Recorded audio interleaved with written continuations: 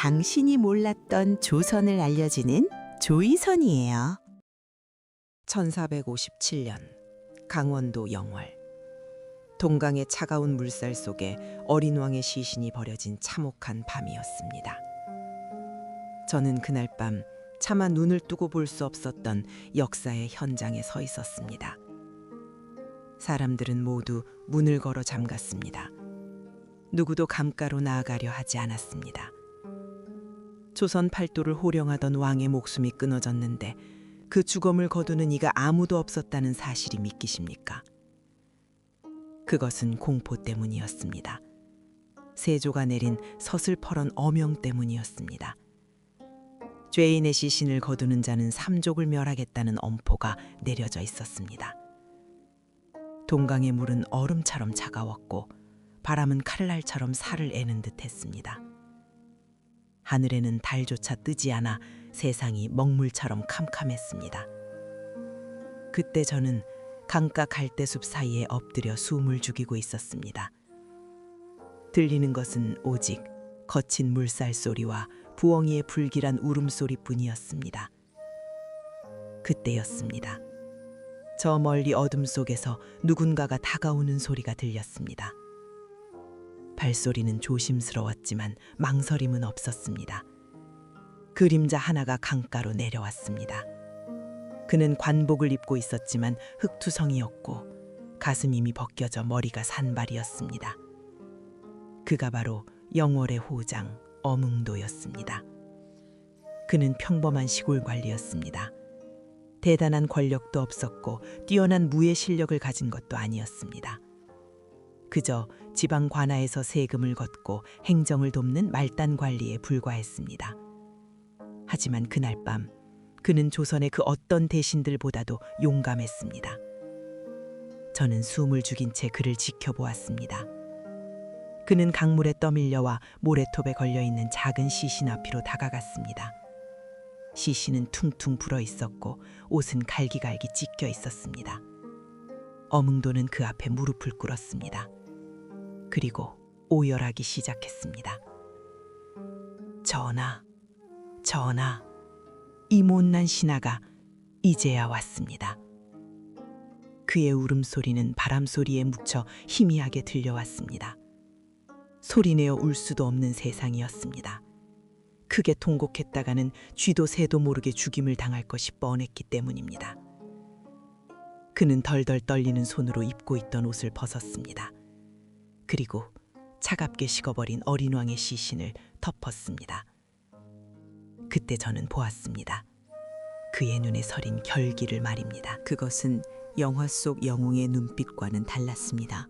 그것은 죽음을 각오한 가장의 절박한 눈빛이었습니다. 그는 주변을 두리번거렸습니다. 누군가 보고 있을지 모른다는 두려움 때문이었을 것입니다. 저 역시 숨소리조차 내지 못하고 그 광경을 목격하고 있었습니다. 그는 혼자가 아니었습니다. 어둠 속에서 그의 아들들이 나타났습니다. 아버지, 이러다가 우리 집안 다 죽습니다. 큰아들이 울먹이며 말했습니다. 어뭉도가 낮은 목소리로 꾸짖었습니다. 의로운 일을 하고 화를 입는다면 그것은 오히려 영광이다. 썩어 문드러진 시신이 되어서라도 내 왕을 모실 것이다. 그 말에 아들들은 더 이상 반대하지 못했습니다. 그들은 미리 준비해온 나무 판자를 꺼냈습니다. 관이라고 부르기조차 민망한 허술한 판자였습니다. 제대로 된 염습도 할 수 없었습니다. 그저 젖은 옷을 입은 시신을 판자 위에 올리는 것이 전부였습니다. 그들이 시신을 메고 일어서자 동강의 물살이 더욱 거세졌습니다. 마치 그들을 보내지 않으려는 듯 바람이 휘몰아쳤습니다. 저는 그들의 뒤를 조심스럽게 밟았습니다. 그들이 향한 곳은 영월의 동을지산 자락이었습니다. 산길은 험했고 눈이 쌓여 있어 한 걸음 내딛기도 힘들었습니다. 그들은 미끄러지고 넘어지면서도 결코 시신이 담긴 판자를 놓지 않았습니다. 거친 숨소리가 어둠을 갈랐습니다. 피냄새를 맡았는지 산짐승들의 눈빛이 번득였습니다. 늑대 울음소리가 가까이서 들려왔습니다. 그러나 어뭉도는 멈추지 않았습니다. 등에는 밤이 비오듯 흘렀고 손은 동상에 걸려 감각이 없었을 것입니다. 그렇게 한참을 올라가던 그들이 갑자기 멈춰섰습니다. 눈 쌓인 산빛 아래서 더 이상 올라갈 힘이 빠진 것입니다. 어몽도가 단식했습니다. 하늘도 무심하시지. 전하를 눕힐 한 평 땅조차 허락하지 않으신단 말인가. 그때 기이한 일이 벌어졌습니다. 갑자기 눈보라가 멈추고 숲속에서 노루 한 마리가 튀어나왔습니다. 그 노루는 사람을 보고도 도망치지 않았습니다. 오히려 어몽도를 빤히 쳐다보더니 산 중턱의 한 곳으로 올라가 앉았습니다. 잠시 후 노루가 자리를 뜨자 그 자리만 눈이 녹아 김이 모락모락 나고 있었습니다. 어몽도는 홀린 듯 그곳으로 다가갔습니다. 언 땅을 파야 했기에 곡괭이를 내리찍었습니다. 챙 하고 쇠 부딪히는 소리가 났습니다. 하지만 노루가 앉았던 그 자리만은 흙이 부드럽게 파였습니다. 마치 누군가 미리 땅을 골라놓은 것처럼 말입니다. 그곳에 어린 왕을 묻었습니다. 비석도 세울 수 없었습니다. 봉분도 높게 만들 수 없었습니다. 그저 평평하게 흙을 덮고 낙엽으로 위장을 했습니다. 누가 보면 그저 산짐승이 파헤친 구덩이라고 생각할 정도로 초라한 무덤이었습니다. 어몽도는 마지막으로 큰 절을 올렸습니다. 그리고 아들에게 말했습니다. 이 위치를 절대로 잊지 마라. 그리고 절대로 입 밖에 내지도 마라. 그들은 도망치듯 산을 내려왔습니다. 그날 밤 저는 그들이 사라진 뒤에야 무덤가에 가볼 수 있었습니다. 아무런 표식도 없는 그 자리가 얼마나 처량하던지요. 한 나라의 왕이었던 분이 묻힌 곳이라기엔 너무나 초라했습니다. 이야기는 여기서 끝이 아닙니다. 사건은 그 이후부터 시작되었습니다. 어몽도는 그날 밤 짐을 싸서 영월을 떠났습니다. 그가 사라진 후 영월 관하에는 이상한 일들이 벌어지기 시작했습니다. 새로 부임하는 군수들이 줄줄이 급사하는 사건이 발생한 것입니다. 첫 번째 군수는 부임한 날 밤 잠을 자다가 비명을 지르며 죽었습니다. 의원들이 달려왔지만 원인을 알 수 없었습니다. 두 번째 군수는 부임 인사를 하기도 전에 말에서 떨어져 목이 부러졌습니다. 사람들은 수군거렸습니다. 어린 왕의 원혼이다. 시신을 제대로 거두지 못해 노여워하신 것이다. 소문은 흉흉하게 퍼져나갔고 누구도 영월 군수로 가려 하지 않았습니다. 궁궐에서는 이를 단순한 괴담으로 치부하려 했습니다. 하지만 실록에는 분명히 기록되어 있습니다. 궤변이 계속되자 조정에서도 당황하기 시작했습니다. 세조 역시 편치 않았을 것입니다. 꿈에 형수님이자 단종의 어머니인 현덕왕후가 나타나 침을 뱉었다는 이야기, 그 후 세조의 피부에 끔찍한 종기가 돋아나 낫지 않았다는 이야기, 이 모든 것이 우연일까요? 저는 그렇게 생각하지 않습니다. 세월은 하염없이 흘렀습니다. 엄흥도의 행방은 묘연했고 단종의 무덤 위치도 사람들의 기억 속에서 희미해졌습니다. 어떤 이들은 그가 계룡산으로 숨어들었다고 했고 어떤 이들은 남쪽 끝으로 도망갔다고 했습니다. 중요한 것은 그 누구도 감히 단종의 이야기를 입에 올리지 못했다는 점입니다. 금기였습니다. 말 한마디 잘못하면 역적으로 몰리는 세상이었으니까요. 그렇게 수십 년이 흘러 중종 때가 되어서야 새로운 움직임이 생겼습니다. 영월 군수로 부임한 박충원이라는 인물에 의해서였습니다. 그 역시 부임명을 받고 주변의 만류를 들었습니다. 가시면 죽습니다. 절대 가지 마십시오. 하지만 그는 담대하게 영월로 향했습니다. 부임 첫날 밤 촛불을 켜고 앉아 있는데 기이한 바람이 불어 방문이 열렸습니다. 저는 그때 영월 관하의 늙은 하인으로 그 자리에 있었습니다. 박충원 군수는 미동도 하지 않고 책을 읽고 있었습니다. 그때 형체는 없는데 목소리가 들려왔습니다. 어린아이의 목소리였습니다. 억울하구나. 너무나 춥고 배가 고프구나. 보통 사람이라면 기절했을 상황이었습니다. 하지만 박충원은 침착하게 물었습니다. 누구신데 이러십니까? 그 목소리가 답했습니다. 나는 이곳에 묻힌 임금이다. 내 시신이 묻힌 곳을 아는 이가 없어 이리 떠돌고 있노라. 박충원은 즉시 엎드려 절을 했습니다. 꿈인지 생시인지 모를 그 밤이 지나고 날이 밝았습니다. 그는 즉시 향리들을 모았습니다. 그리고 엄흥도의 후손이나 그 당시 이를 아는 노인을 찾으라고 명했습니다. 아무도 입을 열려 하지 않았습니다. 여전히 두려웠던 것입니다. 세상은 바뀌었지만 백성들의 공포는 그대로였습니다. 수소문 끝에 어몽도의 먼 친척이라는 노인 한 명을 찾아냈습니다. 저는 그 수색 과정을 지켜보았습니다. 노인은 지팡이를 짚고 산으로 향했습니다. 너무 오래되어 기억이 가물가물합니다만 노루가 앉아있던 자리라는 말은 들었습니다.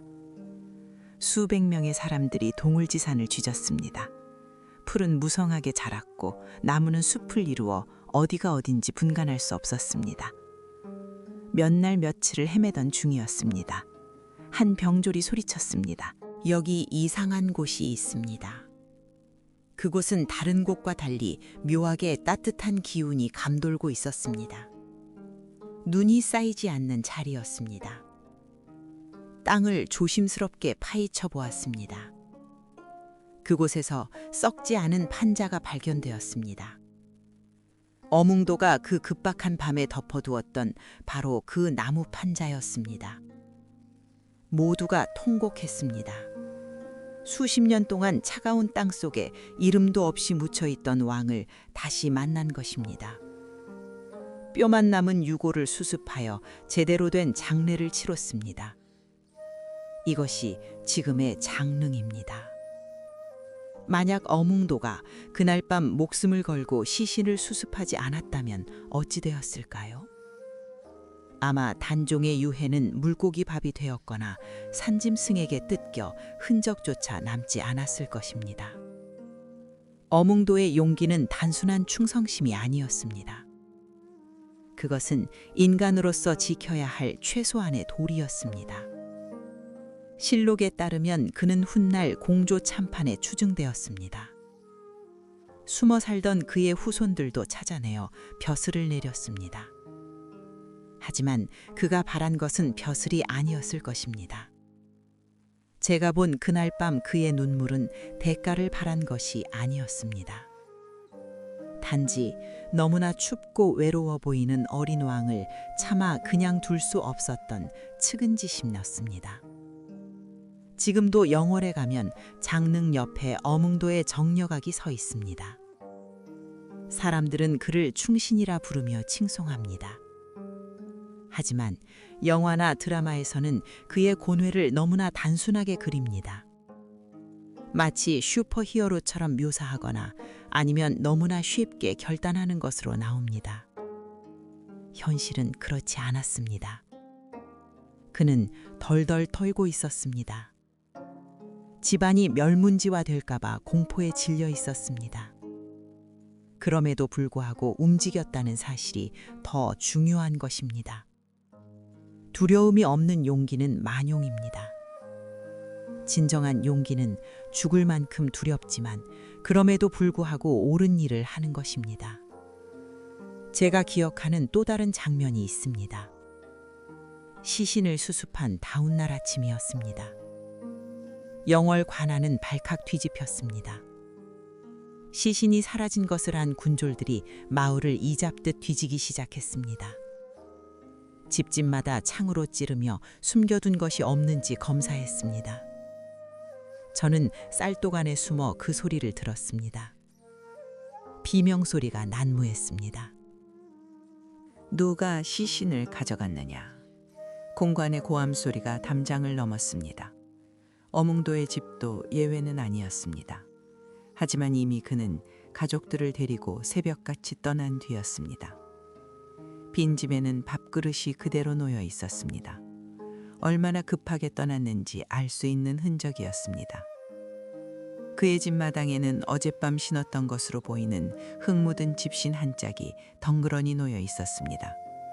그 집신에는 동강의 젖은 모래가 묻어 있었습니다. 군관들은 어몽도를 의심했습니다. 하지만 증거가 없었습니다. 심증은 가지만 함부로 잡아들일 수도 없었습니다.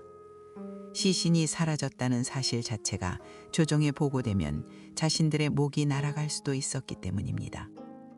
그래서 그들은 입을 다물었습니다. 보고를 누락시킨 것입니다. 시신이 물에 떠내려가 유실되었다라고 거짓 보고를 올렸습니다. 이 거짓말 덕분에 어몽도는 추격을 피할 수 있었을지도 모릅니다. 역사의 아이러니가 아닐 수 없습니다. 서로의 목숨을 보전하기 위해 한 거짓말이 결과적으로 진실을 지피는 꼴이 되었습니다. 제가 보았던 또 하나의 기이한 현상이 있습니다. 단종이 묻힌 그 산자락에는 이상하게도 소나무들이 모두 능을 향해 절을 하듯 굽어 있었습니다. 도깨비 장난이라고 하는 사람도 있었습니다. 하지만 식물조차 왕을 알아보는 것이라 믿는 이들이 더 많았습니다. 나중에 박충원 군수가 무덤을 찾아냈을 때도 이 소나무들이 길잡이 역할을 했다고 전해집니다. 어몽도가 숨어 살던 곳은 어디였을까요? 후일 밝혀진 바에 따르면 그는 괴산, 문경 등지를 떠돌았다고 합니다. 이름을 바꾸고 신분을 숨긴 채 화전민처럼 살았습니다. 밤마다 악몽에 시달렸을 것입니다. 관군이 들이닥치는 꿈을 꾸었을 것입니다. 그러나 그는 죽을 때까지 비밀을 지켰습니다. 술에 취해서라도 실수로 내뱉을 법한 이야기지만 그는 벙어리처럼 살았습니다. 그 인내심이 역사를 보존한 것입니다. 다시 시계를 돌려 그날 밤으로 가봅시다. 어몽도가 땅을 파던 그 순간 곡괭이 날이 부러졌다는 사실을 아십니까? 땅이 너무나 얼어 있었기 때문입니다. 그는 피가 나는 손가락으로 흙을 긁어냈습니다. 손톱이 다 빠지고 살점이 떨어져 나가는 고통이었을 것입니다. 그때 그의 눈물이 흙 위로 떨어졌습니다. 그 뜨거운 눈물이 언 땅을 조금이나마 누겼을지도 모릅니다. 그는 중얼거렸습니다. 전하, 죽지 않게 해드리겠습니다. 이부자리는 못해드려도 흙이불이라도 두툼하게 덮어드리겠습니다. 그 목소리가 아직도 귓가에 쟁쟁합니다. 이후 선조시대에 이르러서야 그의 공적은 완전히 인정받았습니다. 영월 땅에는 그의 후손들이 다시 돌아와 살게 되었습니다. 지금도 영월에 가면 어몽도 기념관이 있습니다. 하지만 그 화려한 기념관보다 제가 더 기억에 남는 것은 동강의 물안개입니다. 비가 오는 날이면 동강에는 붉은 물안개가 피어오릅니다. 사람들은 그것이 어린 왕의 피눈물이라고도 하고 어몽도의 붉은 단심이라고도 합니다. 단종 복위운동이 일어나고 수많은 사람들이 죽어나갔던 그 시절, 사육신과 생육신의 이야기는 널리 알려져 있습니다. 성상문, 박팽년 같은 분들의 기계는 하늘을 찔렀습니다. 하지만 이름 없는 시골 아전의 목숨 건 행동은 그 결이 다릅니다. 지식인의 논리적인 충성이 아니었습니다. 그것은 본능적인 연민과 행동하는 양심이었습니다. 생각해 보십시오. 조선의 그 많은 고위 관료들 중 누구 하나 시신을 거들어 오지 않았습니다. 한양의 권세가들은 눈치만 보고 있었습니다. 오직 가장 낮은 곳에 있던 말단 관리만이 움직였습니다. 이것이 무엇을 의미할까요? 역사는 결국 권력자가 아닌 보통 사람들의 용기로 지켜진다는 것입니다. 어몽도의 이야기는 여기서 파생되어 수많은 전설을 낳았습니다. 그가 심었다는 엄나무가 아직도 살아있다는 전설, 그의 집터에서 밤마다 그릭민 소리가 들렸다는 전설. 하지만 전설보다 더 감동적인 것은 기록된 사실 그 자체입니다. 실록의 한 줄로 남은 그의 행적. 어몽도가 시신을 거두어 묻었다. 이 짧은 문장 속에 얼마나 많은 피와 땀과 눈물이 배어 있는지 우리는 상상해야 합니다. 설명을 멈추고 다시 그 밤의 감각을 떠올려 봅니다. 매키한 횃불 냄새 대신 맡았던 비릿한 물 냄새. 차가운 바람이 대나무 숲을 흔들던 서걱거리는 소리. 어몽도에 갇힌 숨소리와 덜덜 떨리던 어깨. 마지막 흙을 덮고 나서 털썩 주저앉던 그 뒷모습. 그는 하늘을 올려다보았습니다. 별 하나 없는 까만 하늘이었습니다. 그는 주먹을 꽉 쥐고 허공을 향해 소리 없는 절규를 했습니다. 그때 어둠 속에서 부엉이가 우우 하고 길게 울었습니다. 마치 장송곡처럼 들렸습니다. 그 소리에 어몽도는 다시 정신을 차리고 서둘러 하산했습니다. 저는 그가 산 모퉁이를 돌아 사라질 때까지 지켜보았습니다. 그리고 저 역시 제 살 길을 찾아 숨어들었습니다. 그날 이후 저는 평생 그 장면을 가슴에 품고 살았습니다. 입 밖에 내면 죽기 때문에 혼자만 알고 있어야 했습니다. 이제 세상이 변하여 이렇게 이야기를 할 수 있게 되었습니다. 지금 영월의 장릉을 찾아가는 사람들은 많습니다. 하지만 그 무덤이 만들어지기까지 있었던 그 처절했던 하룻밤을 기억하는 이는 많지 않습니다. 왕릉의 잔디가 푸르게 빛날수록 그 밑에 묻힌 사연은 더욱 서글프게 다가옵니다. 엄흥도, 그는 영웅이 되고자 하지 않았던 영웅이었습니다. 역사가 기억해야 할 것은 화려한 업적이 아닙니다. 아무도 보지 않는 곳에서 양심을 지킨 그 고독한 선택입니다.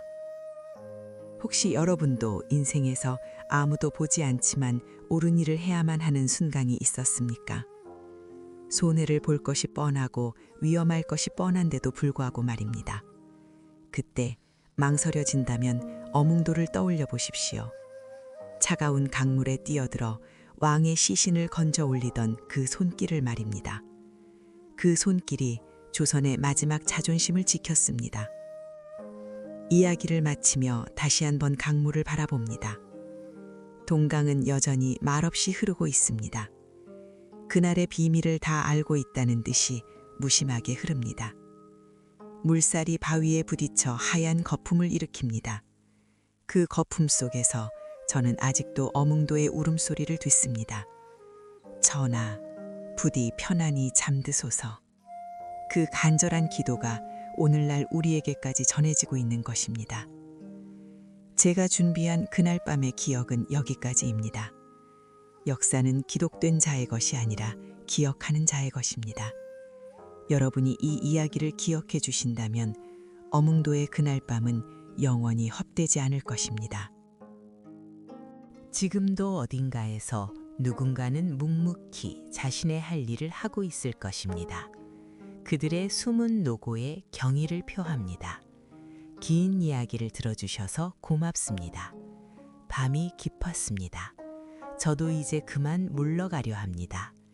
등불을 끄고 자리에 누우면 또다시 그날의 눈보라 소리가 들릴 것만 같습니다. 이런 숨겨진 이야기들이 궁금하시다면 댓글로 듣고 싶은 이야기를 남겨주세요. 구독과 좋아요는 큰 힘이 된답니다.